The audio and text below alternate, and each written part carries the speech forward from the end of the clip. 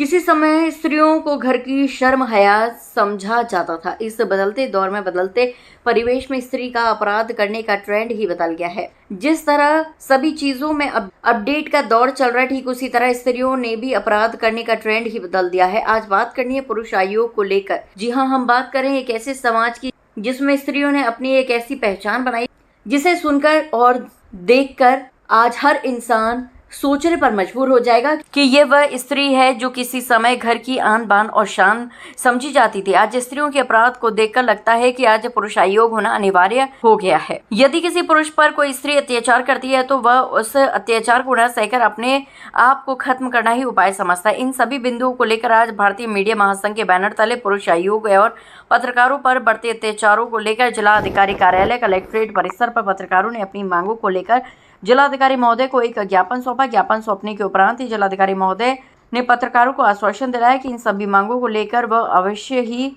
राष्ट्रपति द्रौपदी मुर्मू को इस समस्या से अवगत अवश्य कराएंगे। साथियों नमस्कार, मैं राकेश दिवाकर, भारतीय मीडिया महासंघ से प्रदेश उपाध्यक्ष। आज जिस तरह की भारतीय मीडिया महासंघ ने जो पुरुष आयोग को लेकर मुद्दा उठाया, मैं समझता हूँ काबिल अच्छा कार्य किया है। ये पुरुष आयोग का गठित होना बहुत अनिवार्य हो चुका है। अत्याचार इस कदर बढ़ चुका है कि उसको हम बयान नहीं कर सकते इनको शब्दों में। किस तरह से जिस तरह से क्राइम का ट्रेंड बढ़ गया है, उसी तरह से हत्याएं हो रही हैं। तो मैं समझता हूँ इसको रोकना चाहिए।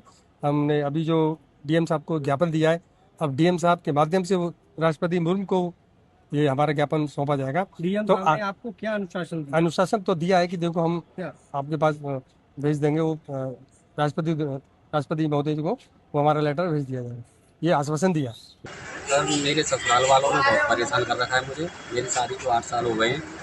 वो वहाँ बार बार बुला लेते हैं पैसों के लालच में और भेजते नहीं हैं। अब भी 8 महीने हो गए हैं, 5 नवंबर 2025 को गई हैं। मैं 8 महीने से थाने के चक्कर काट रहा हूँ, हाथरस, आगरा, पर कोई सुनवाई नहीं हुई है। मुझसे केवल ये कहा जाता है कि कभी ये सुना है कि लड़का पक्ष लड़की पक्ष पर केस करेगा। मुझसे ये कह के मना कर दिया जाता है, तो मेरी कोई सुनवाई नहीं हो रही है। आज डीएम साहब के आए, डीएम साहब ने क्या कहा? डीएम साहब ने आश्वासन दिया है, वो बोल रहे हैं कि उचित कार्रवाई होगी। अभी तक तो कोई सुनवाई हुई नहीं है सर। मैं बहुत परेशान कर रखा हूँ, मेरे साले ने, सालू ने, सब ने मिलकर बहुत परेशान किया। अगर इन केस यदि आपको न्याय नहीं मिलता है तो उसके बारे में फिर बाद में क्या सोच रखा है? नहीं सर, लास्ट में यही है, मेरा एक बेटा मेरे पास है, एक छोटा है। लास्ट में जब तंग आ जाऊँगा तो वही कॉलम है सुसाइड करने का, वही आत्मदाह करूँगा। ऐसा नहीं वो पूर्व में 2014 में सुसाइड करवा चुके हैं मेरे बड़े साडू का, पैसों के लालच में। क्योंकि हमारी पुरुषों की सुनने के लिए तो कोई है नहीं, महिलाओं की सुनने के लिए चाहे वो झूठ बोल दें तो उनका मुकदमा 1 मिनट में लिया जाएगा, जबकि हमारे पास सारे सबूत हैं, फिर भी हमारी कोई सुनवाई नहीं हो रही है। नमस्कार साथियों, आपके चैनल के माध्यम से मैं बताना चाहता हूं कि आज भारतीय मीडिया महासंघ के माध्यम से आज ज्ञापन दिया गया है जिलाधिकारी महोदय को, जो कि पुरुष आयोग के लिए एक पुरुष आयोग गठन होना चाहिए।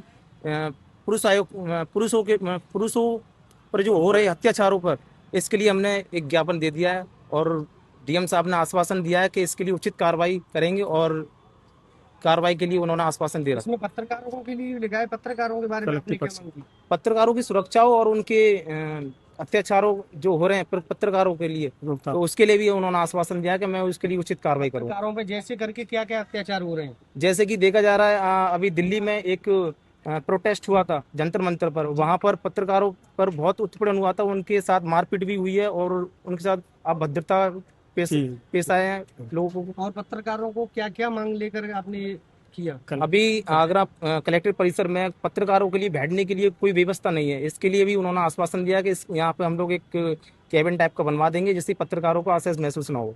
पत्रकारों की इतनी बेइज्जतियां हो रही हैं और उनको लेके आपका क्या मांगना है? इसके लिए आश्वासन दे दिया उन्होंने, वो अपनी तरफ से उचित कार्रवाई करेंगे। पत्रकार कहीं भी जा रहा है, किसी भी तरीके की अपनी बात रख रहा है, उसकी न सुनवाई होकर धिक्कार दिया जाता है, फटकार दिया जाता है, उसको लेकर आपने क्या कहा?